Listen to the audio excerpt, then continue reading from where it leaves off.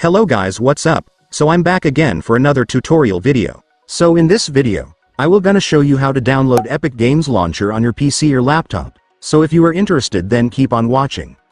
But before all that, if you are new to my channel, consider to like and subscribe for more videos like this, and also, you can comment down below if you have something that you want me to make a tutorial about. So without further ado, let's start the tutorial.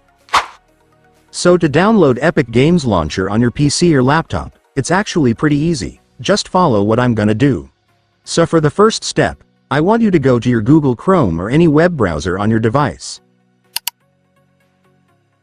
And once you're on your web browser, next, I want you to search for Epic Games.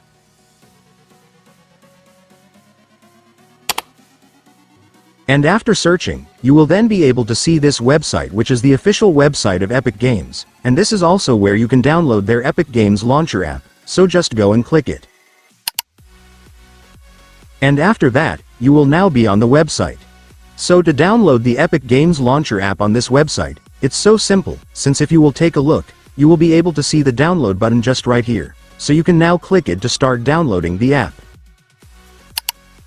And after that, the app will now start downloading, just wait for it to finish.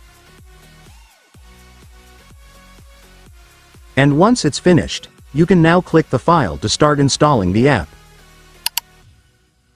And after that, you will now start the installation setup. So right here, Epic Games will show you the location where the app's files will be saved. If you want to change it, just click the change button, but if you are already fine with the location, just click install. And after that, your Epic Games installation will now start, just wait for it to finish. And once it's finished, it's done. Congratulations, you will now have your Epic Games Launcher. So just log in or create your Epic Games account right here, and then you will be able to use it.